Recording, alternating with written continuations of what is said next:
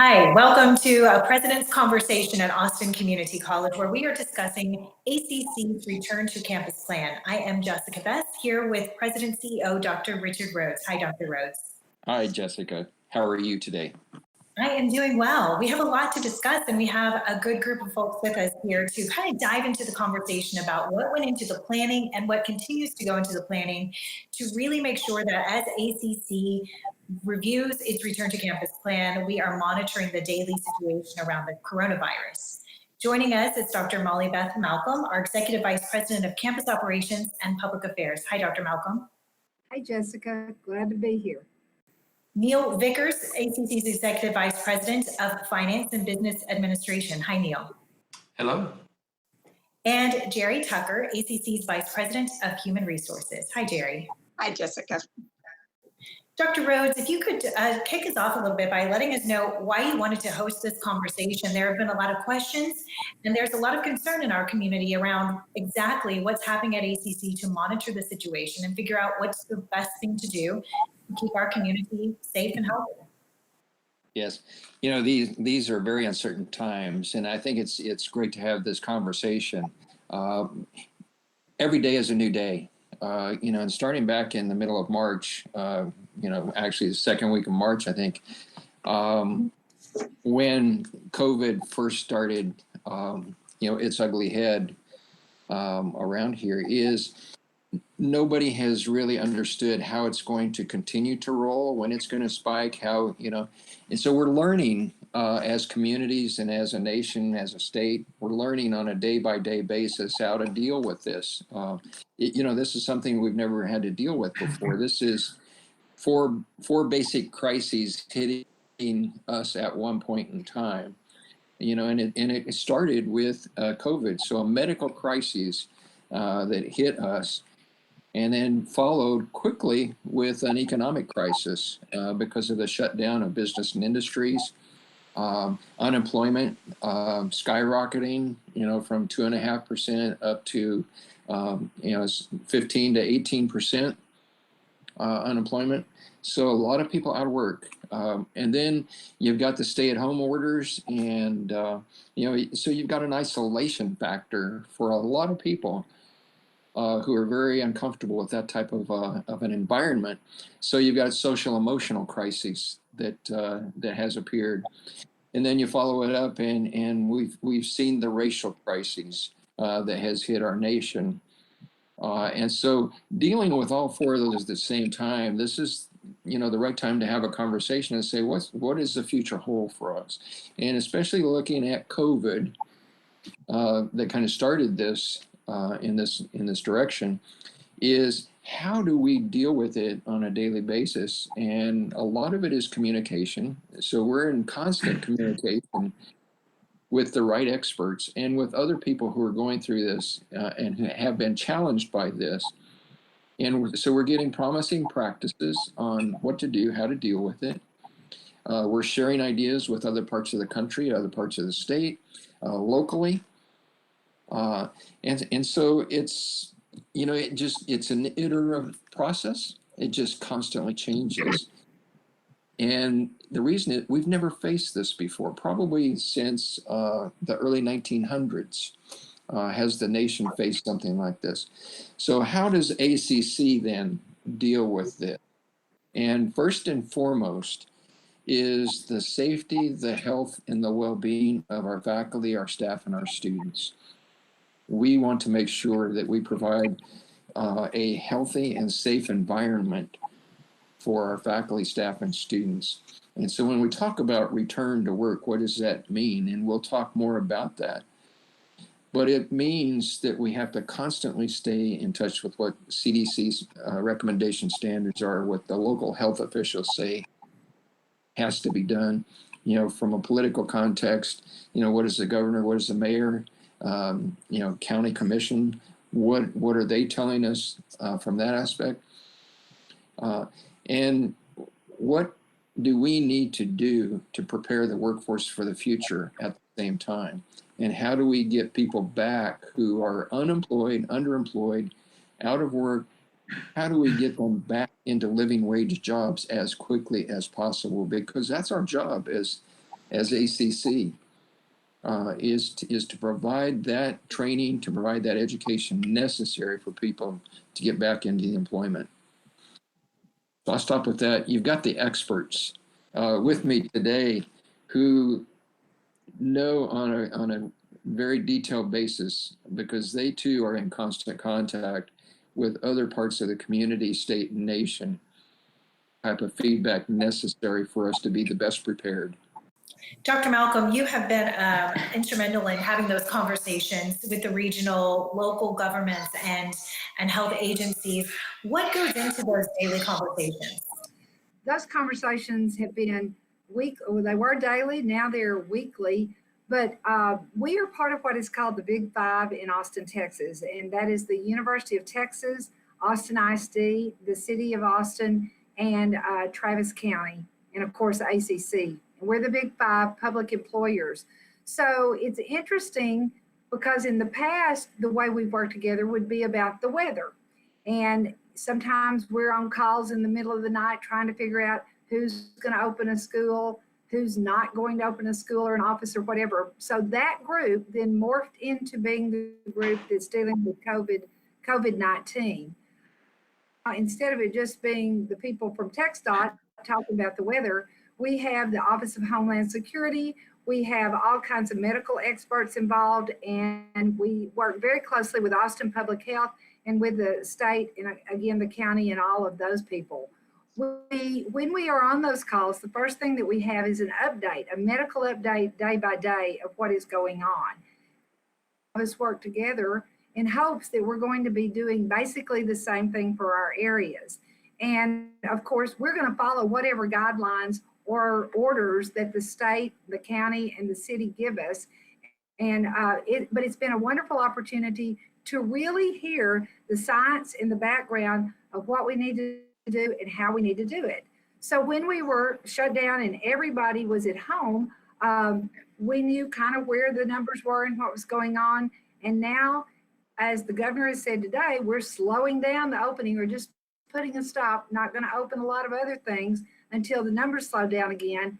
But that's been a wonderful thing for all of us to be working as a team on those. How is it guiding ACC's plan then for return to campus? It's been something that we've been hearing about, and we're getting information. There's a lot of information on our website about it. What are the key takeaways we need to know about ACC's plan for our return to campus and how that's happening? Well, the first thing I'd like to say, that return to campus plan has been put together by, this has been a really team effort across the college with faculty, staff, administrators, and all of us working regularly together. We have what's called our Emergency Operations Command. We meet on Monday by phone on Monday, Wednesday, and Friday, and everyone that is involved with that shares what updates we all need to know to keep us all informed. Then the plan was put together following the protocols and the recommendations that came from the Texas Higher Education Coordinating Board, which again came from the state. So the way that our plan was put together was that we took the procedures that the Texas Higher Education Coordinating Board has given us, and then we wrote a protocol for ACC to go along with each one of them. It's posted on our website and easy to get to if you click on the COVID ribbon at the top of our homepage. But some of the key takeaways are these. And I'm going to walk you real quickly on what's going to happen for those that are coming back to the campus beginning July 6th. First of all, within the next few days, everybody will have access to an app, and it's a healthy app. And what it does is it will ask you some of the basic questions. Do you have a fever? Have you been exposed to anyone with COVID? And there's a number of other questions. Once you get through all of those questions, I think it's going to show you a green color, but whatever, it's going to show that you have cleared for the day. So you will come to ACC, to whatever campus you're going to, and when you get to the door, there will be some of our employees that will be there, first of all, to check to be sure that your app is clear. If you didn't do it on the app, there will be iPads for people to do it when you get there. And then once you're cleared, you'll get a sticker for the day that'll have the date on it for that day to enter the building. everyone is going to be required to wear their ID. So if you don't have one, you've lost yours, it's time to go get a new one. So you'll get a sticker on your ID. It'll be a different color, different date every day. Then you'll come in, you'll have your temperature taken by a thermometer that is at a distance, not touching you. If all's clear there, then you'll be allowed to go on and go to your classroom you're going to be working in. You'll also be receiving within the next few days or next week a video that we want everybody to watch before they come to campus, as well as all the faculty will be showing it on the first day of class to all students. And it goes through a lot of the protocols that we have, but some of the major ones are that we're all going to be expected to wear a mask anytime we're in any ACC facility. This goes along with what the orders are from the city and the county. The only place that you won't have to have on a mask if you're in our buildings is if you are by yourself in an individual office, like I am right now. I'm at my individual office. But otherwise, people will need to keep on their mask or their facial coverings. And you know, that's one of the best preventions that we have, is if we all have it, or if we'll all just act like we have COVID-19. That way, if we're all wearing a mask, then we're not going to pass it on unknowingly to someone. It's going to be the mask or facial covering. That's going to be one of the most important things. The social distancing. We will all be expected to keep 6 feet apart. And if you are in a classroom, classes that were for 24 in the past, now only maybe for 9. But there will be tape on the floor, and the 6 feet apart at least. Students will be assigned to a particular seat for the course of for the duration of the course, and that's just in case something happened, that we would be able to tell, and it would make it easier for the tracing that we do. The only courses that are coming back on July 6th are those that we absolutely cannot do unless they have some physical contact with faculty. Again, the faculty will be socially distanced as well. And I think those are some of the key things that we all need to be aware of. And another thing I do think that's important, if you haven't been to campus since we all went home before spring break, you're going to be surprised. Our parking lots are empty. Our buildings are empty. And for this second 6 weeks, we have less than 1,000 students that'll be attending on 5 different campuses over the course of the week. So if you think about how big our buildings are and how many people are usually in them, there's really not going to be very many people inside those buildings. As I've laughed, I've said, other than my own home, where it's just my husband and myself, I feel safer when I come to HBC and go up to my office than anywhere else, because there's basically no one here. In fact, I think I'm the only one on the 5th floor today. Thank you for that guidance and that explanation. And Neil and Gerry, I kind of want to turn it to you a little bit. You've had some conversations with employees, with employee associations also about this return. And Molly, Beth, you touched on this a bit to give us a better idea as to exactly how robust this return will be. And it's much more limited, I think. Neil, Gerry, could you talk to us a little bit about some of the main concerns that you're aware of that we want to make sure we address? Yes, Jessica, probably the greatest concern that employees have had is about their health and safety once they're on campuses. And we try to remind them that we have only had essential personnel coming on campus. Unlike students will have an increase, we should not have an increase of employees coming back to campuses, because essential personnel are only coming in as they need to. Most of our employees will still be working remotely. So we've tried to assure them of the precautions that the college has taken to ensure that everything is sanitized, that we're doing the appropriate protocols.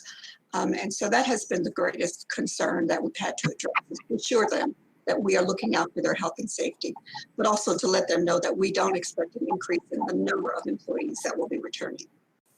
Thank you for that. I'm going to go to one of our FAQs that we do have on the website that Dr. Malcolm mentioned, and dive a little bit more into the facial covering situation and the changes that are happening daily with the conversations that we're getting, the latest guidance that comes. How quickly do these changes happen, and what's the best way to stay apprised of that information? So these changes happen daily. Everything is fluid. And with the plan that we have on the website, today I just sent to Brett a little while ago the most updated version, which is already on the website, but it will begin to show it's been updated and what day it was updated. Mask requirement came in to effect yesterday. I sent an email out last night to that effect that went to everyone. And then, and that even changed because we were already going to have those requirements starting on July 6th, but we needed to go ahead and send another email out because the orders that came down from the county began immediately. So the website is very much up to date on a day-by-day basis. And the one thing we've learned throughout this is nothing is static. Everything is fluid. You know, as we talk right now, tomorrow may be different from today because we're following the advice of the scientists and the doctors and all the medical professions, and of course, what our state, city, county, and country tell us that we should do in the CDC. Thank you, Dr. Malcolm. I'd like to turn a bit more to those employees who may still be unsure about their own status with the return. How do they know that they are an essential employee? What can they expect to hear? What are the conversations that employees can expect to know whether or not they will be asked to be on campus? And if they are on campus and they're uncomfortable, what should they know about the procedures and protocols that are underway?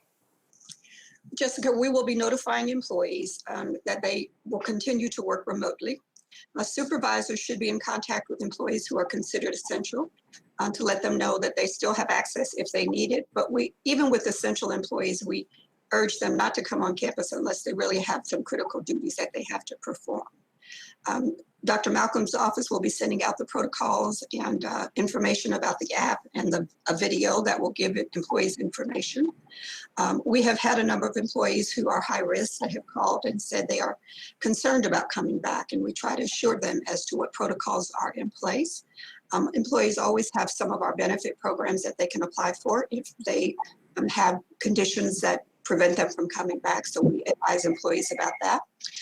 So we're hopeful that once we communicate the information, both with Dr. Malcolm's office and through my office, that employees will feel comfortable that we have put in the right protocols for their health and safety.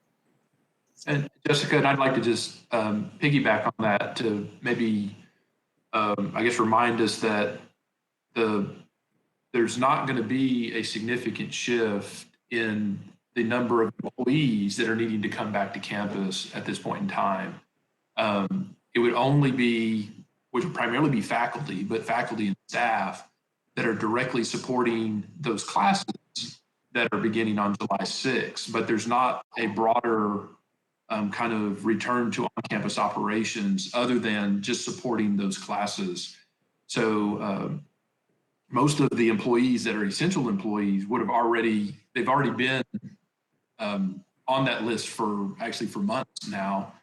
And are already been notified of that. So there's not a whole lot changing in that regard at this point. I think we've tried to stress that our guiding philosophy is if it can be done online or remotely, we want to continue to do it online and remotely. And only those things that cannot be done in that manner are being considered for being done on campus. So that still is the case.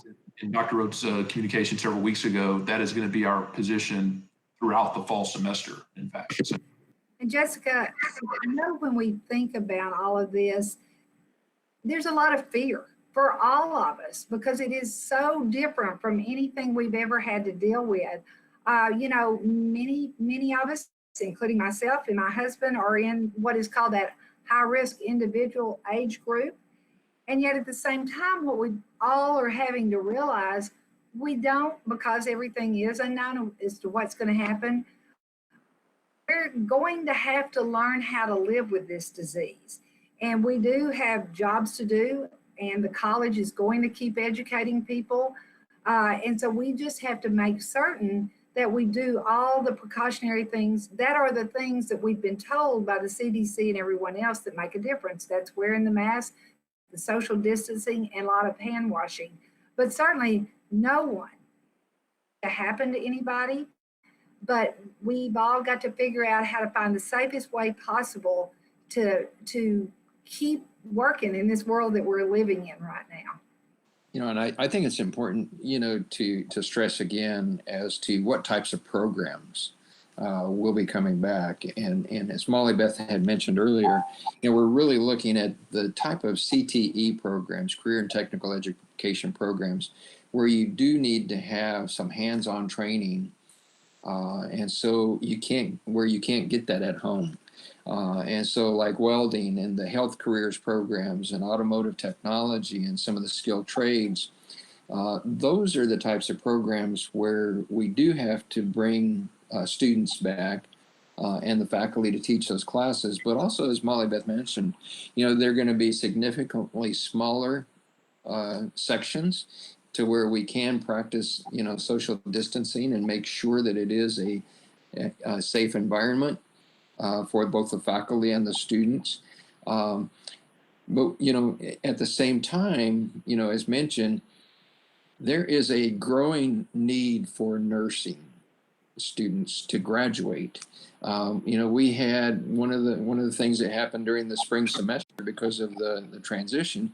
A lot of students received incompletes, I's, especially in those programs, because they couldn't fulfill the hands-on components. And so we need to bring those students back so that they can complete those hands-on components and go into the workforce, go into our hospitals, you know, into the care agencies that we need them to be at, and to, you know, go into the construction industry. So we've got to find that right balance of making sure we're training and providing the skilled workforce, but at the same time keeping a safe and healthy environment.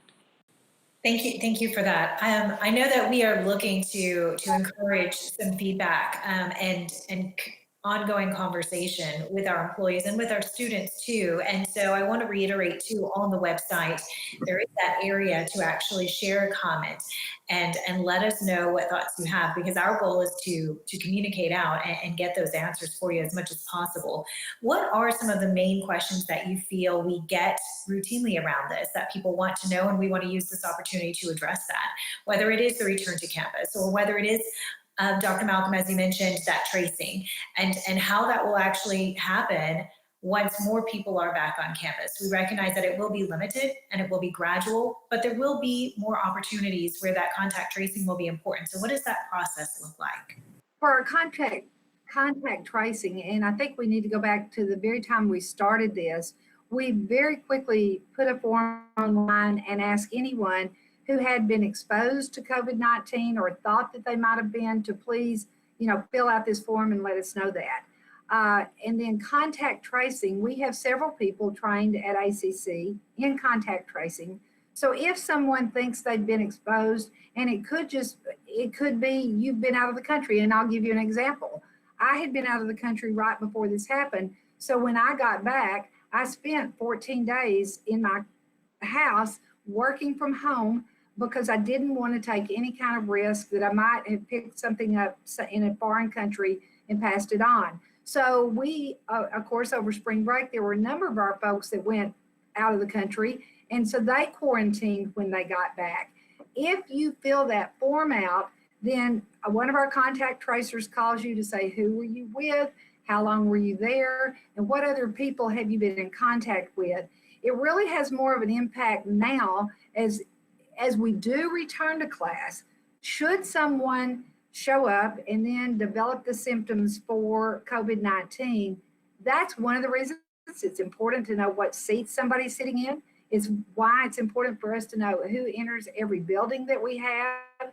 And then we do the contact tracing by checking with anybody that might have been around them. And then those people are supposed to also to self-quarantine for 14 days. They're not working or still doing their schoolwork. It just means they're keeping other people safe as well as themselves safe. I will say about ACC, we've had people have been really good about sending in these self-report documents. And these are people that haven't been anywhere close to ACC or anything else, but because they're a factor of the staff, they want to make that knowledge available to us. We have been very, very fortunate to date of essential personnel that have been on our campuses.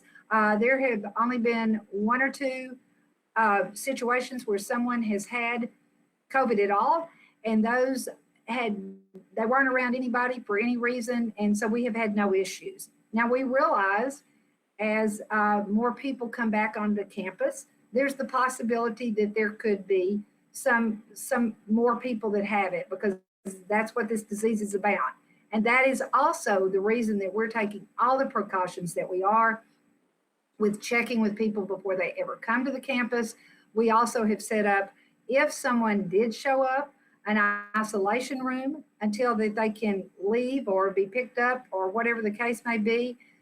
And then our cleaning protocols were already great, but they have been very much increased from when we started all of this. So again, we're being extremely careful, but I do think filling out these forms and doing the contact tracing is one of the most important things that can be done with us or anywhere else. Soon after this video publishes, we will be preparing for that first phase of the return to campus. I think we've learned a lot today also about what that really looks like, and kind of gotten a better, clearer picture of that. So I appreciate the conversation, and I want to offer one more opportunity to provide any last kind of thoughts about this or clarifying remarks that you feel would be helpful for our employees based on the conversations you've had and the emails you've received. You know, one of the questions that always comes up is, when is this going to end? And we don't know. You know, we've not faced this before. You know, we were very cautious in our approach to how we scheduled the return to campus. We're very cautious about how we schedule classes and what we were able to tell students in advance. That's why we postponed registration for summer. That's why we postponed registration for the fall semester by almost a month and a half, so that we can have better clarity, better understanding of what to expect, so that we could tell our students what to expect, so we could tell our faculty and staff what to expect. We know that for the fall semester, we're going to be online for everything except the essential CTE courses that we talked about earlier. Will that go? You know, the question is, will it go into the spring? We don't know, but we're going to keep in tune with everybody that we talked about earlier to make sure that we have the best information possible to make the right types of decisions for the right reasons, and to move the college forward at the same point in time, and to get people back into the workforce as quickly as possible. Dr. Rhodes, thank you. Gerry, did you have something else you wanted to add? Well, I just want to express appreciation to our faculty and staff. When we went to remote working, we had to do it very quickly, and they responded because of their sincere desire to help our students. And so we will continue the remote working, but we'll also continue to work with our students so that we ensure their student success. And I would like to particularly mention our facility support teams, janitorial staff that never had a day off and have been at these campuses as essential staff from the day we left. I think whenever you do get to return, you're also going to be surprised to see some new paint jobs and different things that people were able to do, because we didn't have people in the building. But I can't say enough about our essential staff that has worked throughout from the very time that we went home, and have done an amazing job.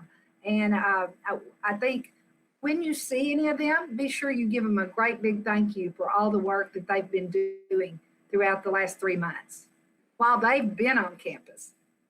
Yeah, I would echo both Gerry's comments and Molly Beth's comments.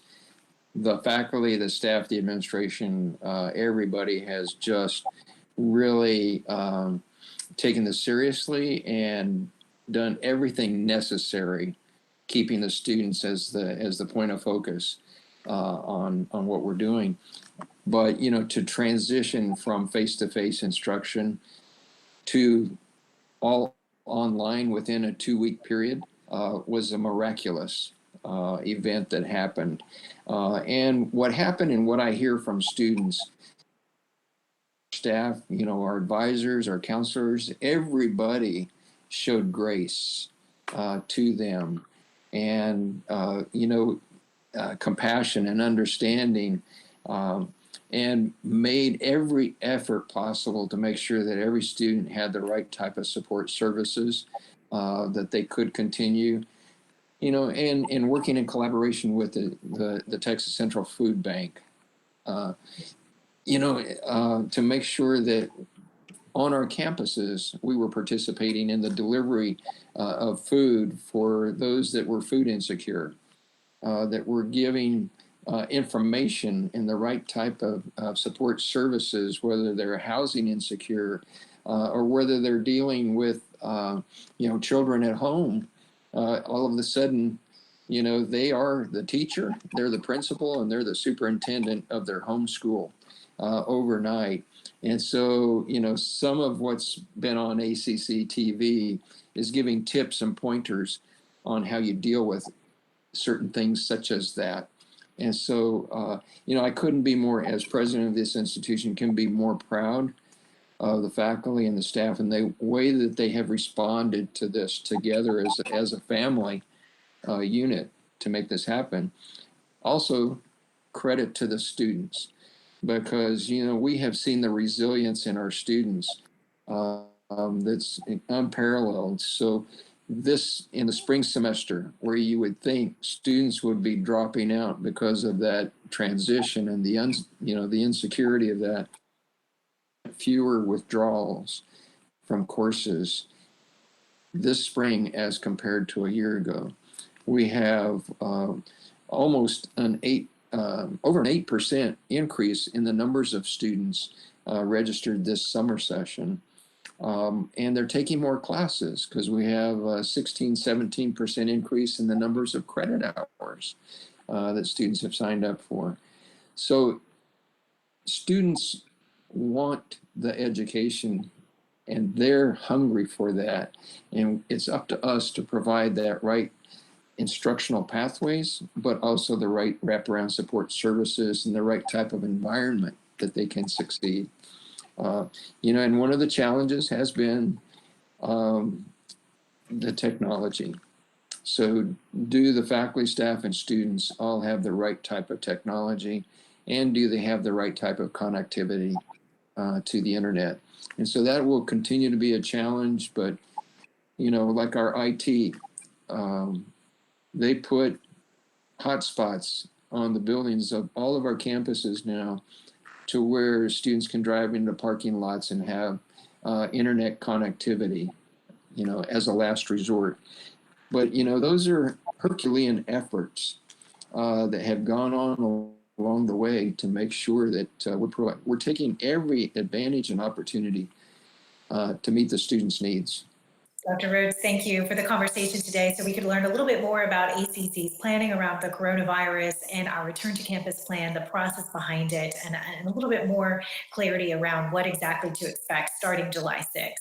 Thank you all for your time today. I appreciate it. And we encourage everyone to visit ACC's informational coronavirus webpage and the return to campus information at austincc.edu/coronavirus.